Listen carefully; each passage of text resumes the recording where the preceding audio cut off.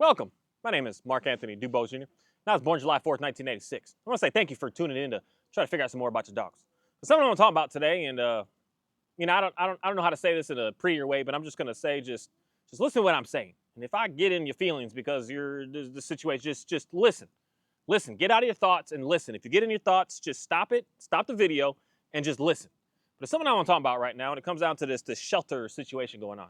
Because I've done a little bit getting into these shelters and trying to like help and try to do what I do, but I've realized something that is strange. And that's the concept of these dogs are in these shelters. Why are they there? Why did they end up there?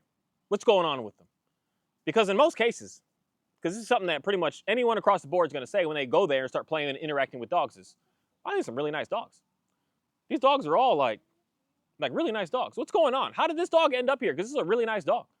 How's the dog still just there? But the main thing is there's something that like across the board, not all, not 100%, but when I'm talking most, I'm talking like even 80, 90% most. Most of these dogs, they know sit, they know down, they're good in the crate. They know all like the dog training stuff. So if these dogs like already know all the dog training stuff, why are they in the shelter? Because that would mean that it should be a really nice dog if it knew all its like said cues and commands, right? But yet it's there.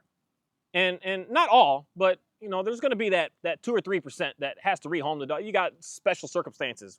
I understand what you're coming from, but the others are coming from. I got a dog, and I don't know what the heck to do with this dog.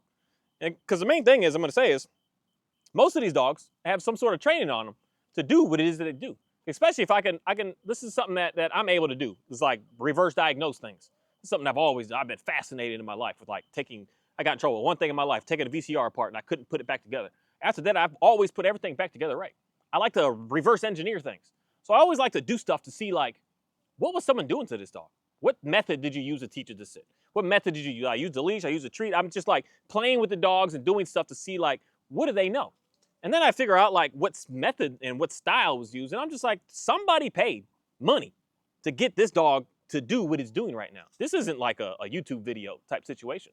I see this often, that these dogs are trained from someone that's trained them with dog training said techniques. But yet, why is the dog in the shelter? Why is the dog there? So that makes me really think a lot about the people that are like trying to help, like get the dogs out.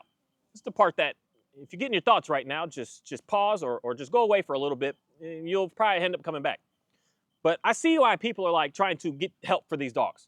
They're in the shelters and we're rescuing this dog, 1, 2 dogs, and 3, 5, 6 dogs, and you're getting these dogs out.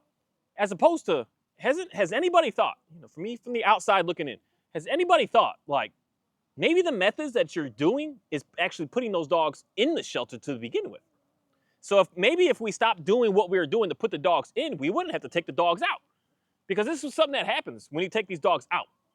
People get stuck in your, because this is dog training lingo right here. And a lot of this stuff is absolute mass manipulation, where they put a level of danger and fear in you. Talking about, oh, this dog was the shelter. It's got problems. It's got this, that, and oh my goodness, it's this, and we're putting all this on that dog, as opposed to just from what I've seen, is every time I get a new dog, it's like a blank slate to me. Now, if I start doing the same things that dog used to come from, then I'm running into a situation. Now that dog is going to start to show me, say, its true colors, and it's going to like amplify more because it was already at the end of the day given up on. Still not 100% sure if the dogs understand that concept or not. But I'm pretty sure that they understand. If I've been living somewhere for a year or two, because that's about the time that most people give up on the dogs, for a year or two, it's whole life basically, and then all of a sudden it's gone and it's in this place, something's got to go on psychologically with that dog of like, what's happening here? Like, what is going down here? But more than likely, the dog was already getting disrespect, and then it had to like lash out and do something, and then it's gone. So then the dog finally gets into a situation that it's like, hey, at least I'm not getting that mass level disrespect. I got a place to potty, I got food, I got water, I got shelter.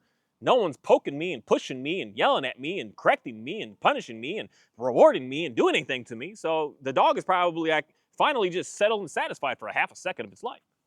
But then the thing is, when we come in and get that dog and do that same stuff, that's when this is like a lot of trainers like, this is your bread and butter right here, people.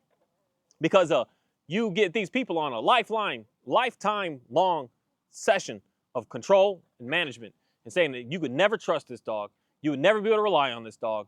And all this language that people are using, as opposed to just wondering, why the heck is that dog there in the beginning? Why did it first end up there?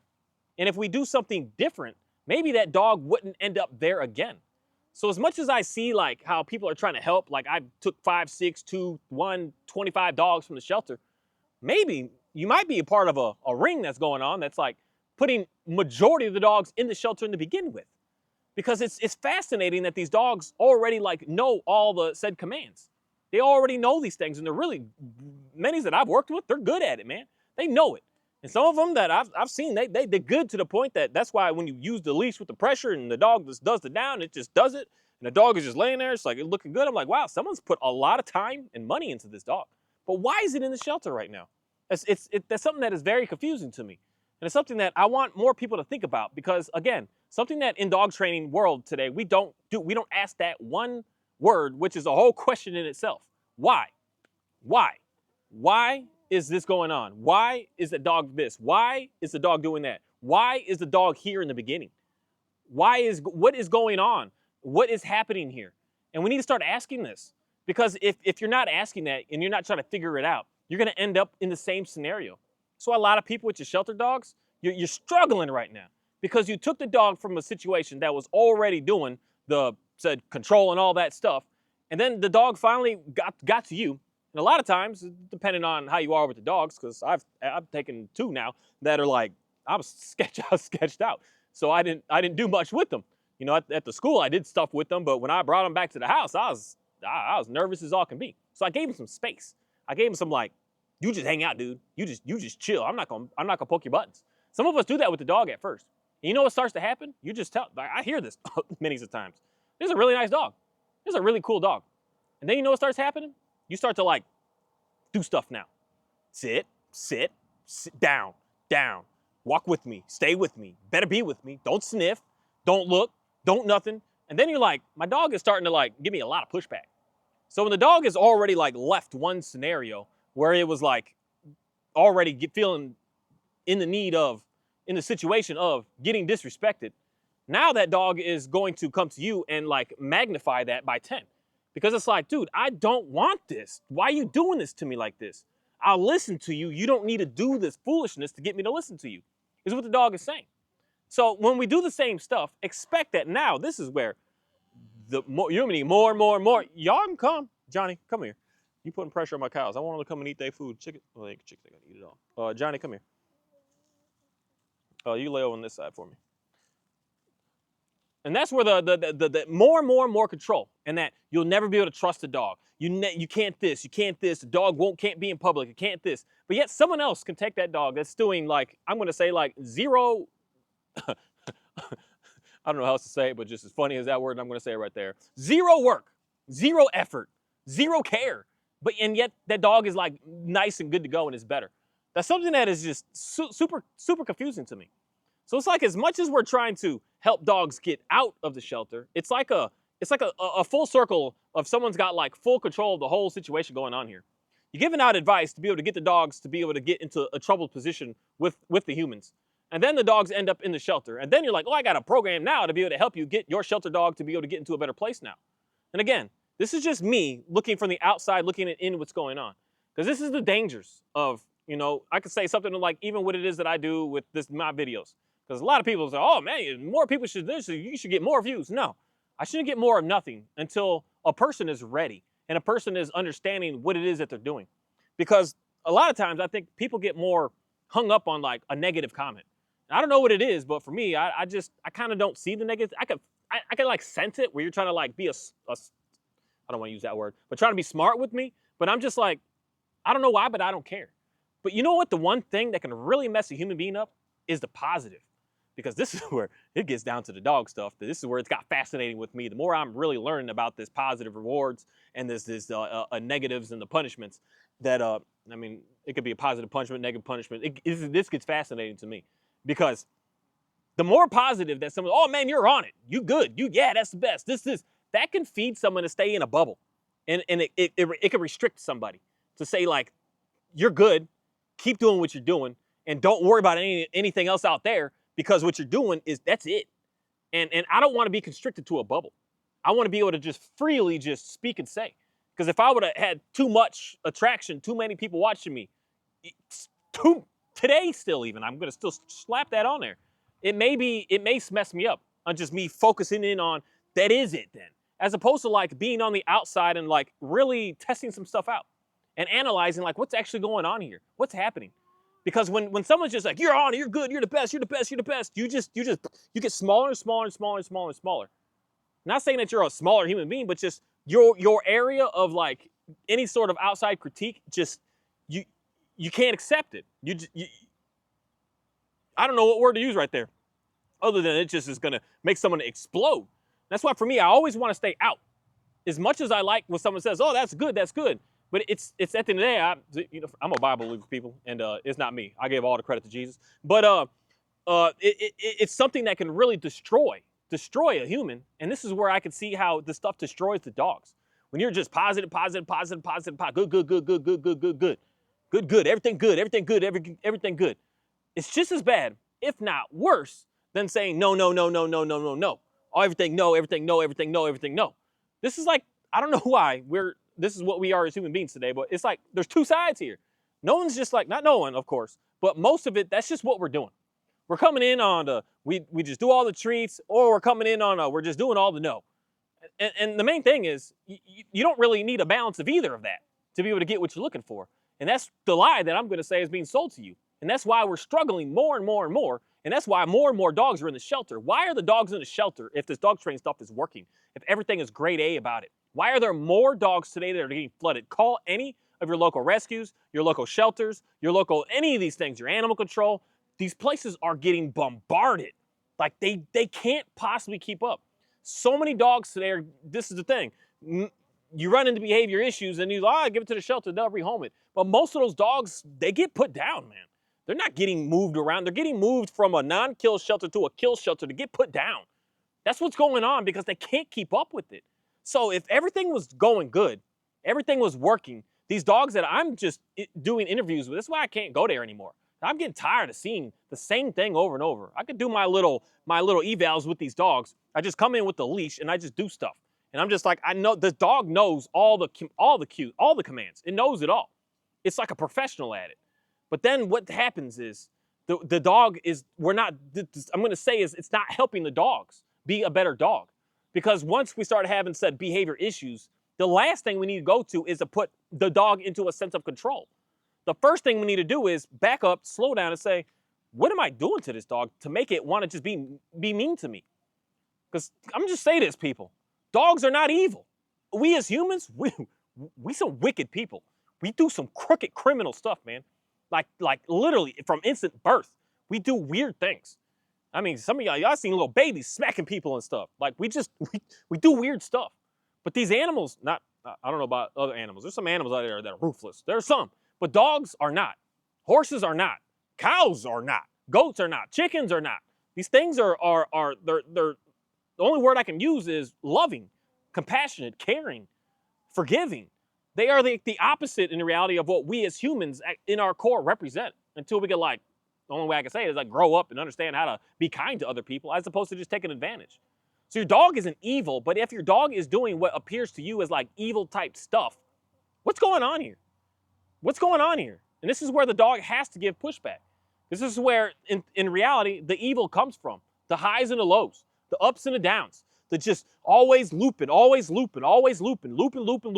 And the dog gets into this level of confusion. One minute you're like, yes, and the dog's like, okay, I'll do that. And then the next second you're like, no, and the dog's like, what the heck? You just told me I could do that. So now the dog is just wishy-washy. It doesn't know. When a dog doesn't know and it goes into that confusion, it's going to do something savage. It's going to look like a dog in the wild, protecting itself, looking out for itself, needing to get its own food. It's going to start to look crazy, absolutely crazy. Hey, Bull man, you can come on over here, guys. Come on. Don't let the chickens scatter up all your food. Y'all can come. My cow's just sitting here staring at me like what y'all, this is my Johnny, man. He putting pressure on. He learning. You getting there, boy. You'll be able to move these cows one day. He's too scared of them. So right now I'm doing a dual-in-one training session of getting him to just hang around the cows more. Because he just has this like, I gotta get him out of here. So he just needs to see them and be around them. And then us all just stay calm. Just relax. Just be in tune. So there's something that I don't talk about just what you should do. I do what it is that I talk about, and I see the success behind it. Because even just this past week, I've been working this dog a lot more with these cows because I'm just sick of him just chasing after them randomly. I'm just tired of it. I'm just like, dude, leave my cows alone because they're gonna kick him in the face. And Johnny's he's not agile. So the border collie, he got movement, man. They can't catch up to him. But he's so slow. He's already been kicked once, and I don't need him getting hurt. But the main thing is, I'm seeing these dogs that are in this high level of confusion. They're just so confused, so they don't know what to do. They don't know what to do, and they start to guess, and then they start to get it right, sometimes wrong, most of the time. So then that's what drives them to go into insanity. And then we got to give up on that dog.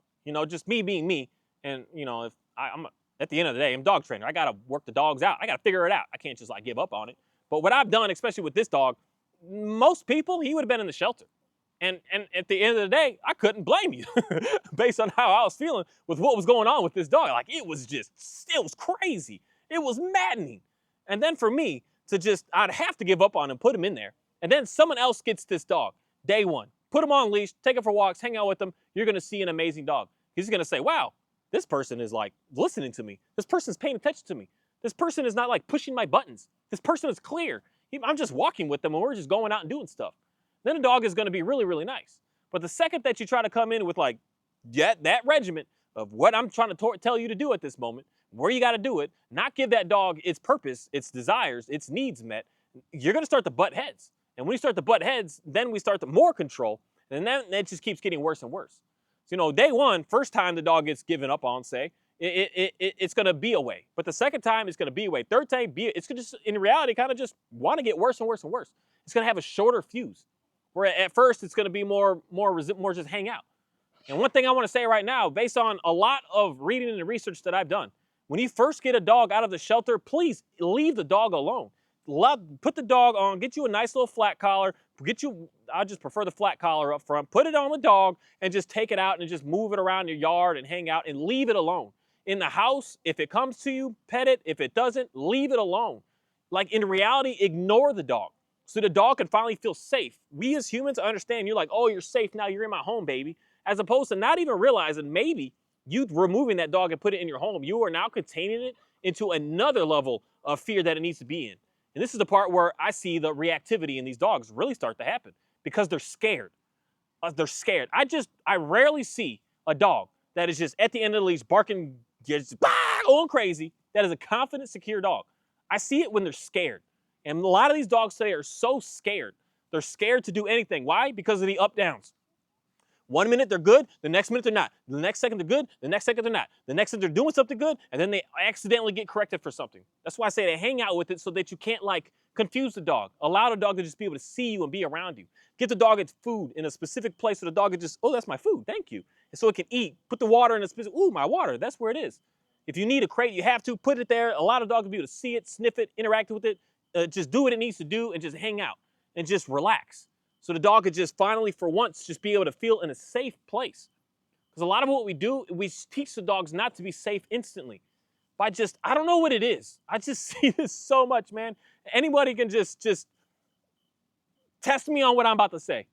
Is these shelters always, I don't want to say always, but the ones that I've seen always have volunteer days where they have a bigger event where there's hundreds of volunteers come. The first thing everybody does is oops, sit. It's just allow the dog to sniff you to learn who you are. Allow the dog to see you to recognize who you are. You're instantly coming in with control. Do what I say. Obey. And the dog's what the heck, man? I don't know who you are. What are you doing this to me for? So we just need to take a step back because it's just going on. I don't know why and how this whole treat stuff and this whole pressure stuff just came the must be all. I don't know how. But in reality, it's at the end of the day, the more shelters needed, the more rescues, just money. As much as one person, a training company, a training facility can say, hey, we're taking 5 dogs out this month. More than likely, you put 500 dogs in last month with the information that you're giving people to try to actually help them with their dogs. Because this is the thing. Not everyone is cool with this, or even is able to keep up with an extreme level of control and management on that dog. Not many people can keep up with that. Not many people keep up with the dog needs to be in a crate like this, got to stay like that, got to be in there for this certain amount of time. When it comes out, you got to be in active obedience all the time. It's got to be this, it's got to be that. Not many people at all can handle that. So then what? The dog gets given up on again because it's not realistic. And I want to say, there's a whole different way to deal with this. Just please hang out with the dogs. Allow the dogs to be able to see you and come to you. Once they come to you, they will finally be able to realize who you are and realize that you're not going to be that just ruthless dictator to them. We're getting there. He came, so Johnny's finally calming down. He's been putting a lot of pressure on him. But we got to just chill. We're chilling.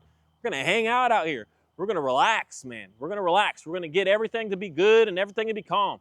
If it takes more time, it takes more time. But allow the dog to be able to see you, be in your presence, be in your home, be around, do what it do without feeling like it's in a sense of like it's going to mess up if it does anything. Let the dog know that it's good, because that's what you're going to get me with seeing one dog that is just psychotic, man. There's going to be one dog that just sees human and just like, I'm going to bite you because I feel like biting you. It's going to be there. But there's always that odd, weird ball. Just like us as humans, man. For the most part, we some crooked people. We do some messed up stuff, but we all ain't out there harming everybody all day. There's a few that do that.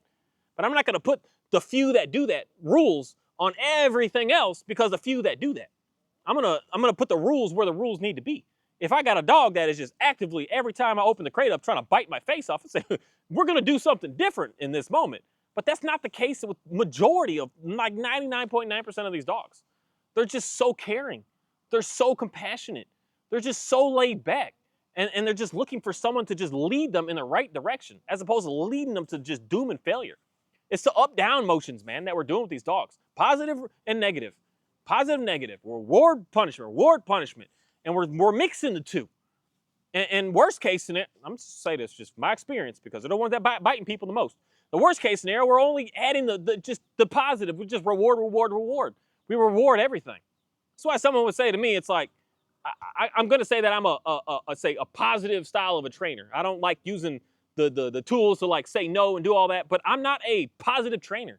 I'm just a dog person that hang out with dogs. That the positive thing that the dog wants to do, I'm going to allow the dog to do. Not me thinking and perceiving and trying to give the dog something positive. I'm going to give the dog what's positive to that dog.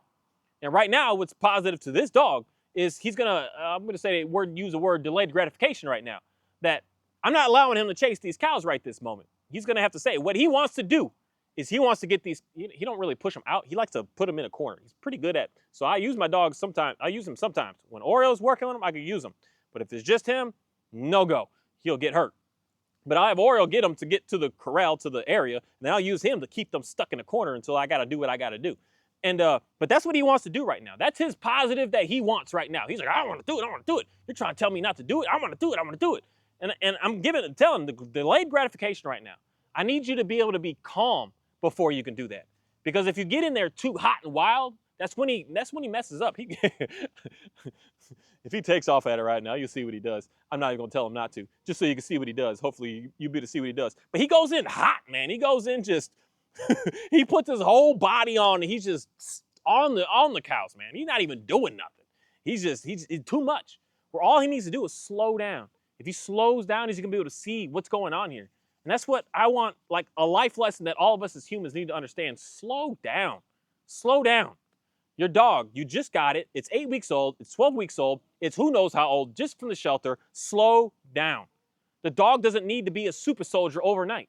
And you don't want it to be, because then it's going to have so much pressure upon it that it's going to be giving you pushback. And then you're going to start to, this is when things go downhill.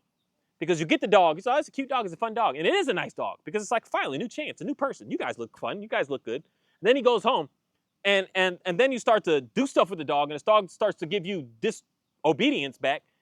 And you can start getting in your brain, I knew that dog was a bad dog. I knew there's something wrong with that dog. That's why that dog was in there. I'm starting to see why that dog was there. Now you're heading downhill. Because as soon as that thought process starts, you're shooting your own self right now. Because now you're getting negative. Now you're punishing yourself. Now you're heading into a situation that the only way to be able to get out of this punishment is to get rid of the dog, to kill the dog. And that's what we're doing right now. All this stuff with this like negatives and these positives and all this, it's not something to play around with. It's not something to just think that, oh, I'm going to get a cute trick out of this by doing this. It's not what's coming to us. It's dangerous. And especially if you're doing it in a way that you're not sure yet. Because some people, you get me, man. You use a treat, you're phenomenal. But how many dogs have you worked? Hundreds? Thousands? And then you're going to say to the person that's only done it once? And because this is what a lot of people say, oh, your timing was wrong. Because you've worked hundreds and thousands of dogs. Your timing is on point with that amount of experience. But to someone who's never done that before, their timing is pretty much always off, man. It's always off.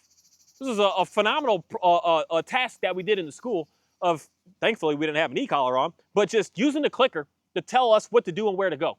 So we had to like go down, turn, open a drawer, do something, move something. We had to do stuff. And it was click, you're doing right. You're on the right. You're on the right. And then there was a no click when you're not doing right. And it was fascinating to see how all of us were a mess. Oh, just an absolute hot mess. And you're going to try to get someone who's never done it before to just get this right. That's why your dog is disrespectful, disobedient, because it's in this up-down loop right now. It doesn't know what's going on. It has no idea what's happening. It's so confused to the point that it has to lash out because it doesn't know what else to do to get its voice heard. So it's going to use its voice. It's going to bark. It's going to growl. It's going to show its teeth. It's going to bite. It's going to do all of that because it doesn't have a choice but not to. Because it's like, I can't handle this. This is the thing that I want more people to just really think about. Why are these dogs in the shelter in the first place if the dog training stuff was so great and it was helping so many people out? And that's something that, man, if I got ideas of doing stuff that at the end of the day, this gets into the level of like communist type stuff. But I know how to like, if you work a dog, we need to like add your name to the microchip on that dog. And every dog needs to be microchipped so that we can be able to see who the actual owner is of that dog. And you can't have that dog without it being chipped and registered to some sort of thing so that we understand who got this dog. And then if someone is working that dog, you're like, that name should get put on that. So when that dog ends up in the shelter, like I said, that person was working on that dog so that we could see the reality of what's going on out here. Because it's fascinating with me that I understand, I can't go down to like say that's a specific trainer that did it, but I can understand the system and the style that was used. And if we can go down to the system and style and start to realize like if majority of the dogs are in the shelter because of this system and this style, maybe this system and this style is not helping anybody. It's not doing anything. Because who cares if you take 2 out if 200 more end up in there? That's foolishness to me. And that's what's going on right now. So that's something that I want more people to just think hard and start asking why. Why? Why the heck is this dog here? And if you do the same stuff to that dog, why wouldn't you think that that dog is going to be there from you? Because you're going to start to have to give up on it. As opposed to do something different. Do something different. Be about something different. Don't follow and do what everybody does. I know that's just like what the new stuff is of today.